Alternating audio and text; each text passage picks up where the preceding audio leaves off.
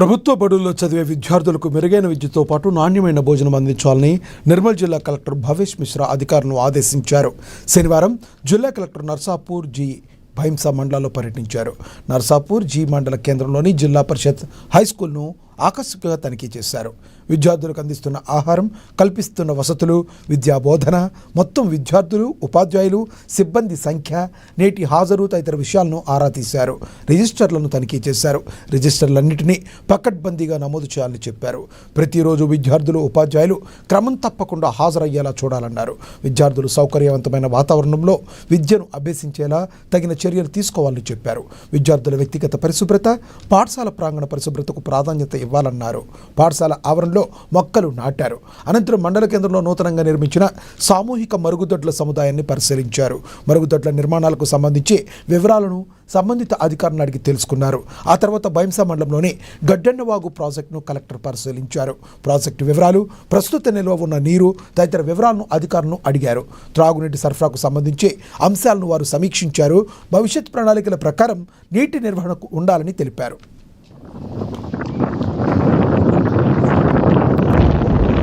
అందరికీ నమస్కారం. మన జిల్లాలో ఇది వాటర్ సప్లై విషయంలో మొత్తం 3 డివిజన్స్ ఉన్నాయి. దీంట్లో ఒక పార్ట్ గడ్డెనవాగు ద్వారా మనం సప్లై చేస్తాము. దాంట్లో ముఖ్యంగా ముధోల్ నియోజకవర్గంలో మండలాలు కవర్ అవుతాయి. ఇంకొక భాగం మనం SRSP ద్వారా ఇస్తాము. ఇంకొక భాగానికి ఖానాపూర్ డివిజన్లో కడం రిజర్వర్ నుంచి మనం వాటర్ సప్లై చేస్తూ ఉంటాము. మనందరికీ తెలిసిన విషయం, ఈ సంవత్సరం ఈ మాన్సూన్ రెయిన్ఫాల్ కొంత తక్కువ ఉంది. ఈ రోజుది మనం ఫిగర్ చూసుకున్నట్టయితే దాదాపు ఒక 37% డెఫిసిట్లో మనం ఉన్నాము. సో ఈ డెఫిసిట్లో ఉండడం వల్ల ప్రతి ప్రాజెక్ట్లో ఇప్పుడు వాటర్ ఎంత ఉంది, మనం హ్యాబిటేషన్స్కి ఎన్ని రోజులు వాటర్ ఇవ్వగలుగుతాము, అది అంచనా వేయడానికి ఇక్కడికి నేను సబ్ కలెక్టర్ గారు, irrigation officers plus advice officers అది ఇక్కడికి రావడం జరిగింది.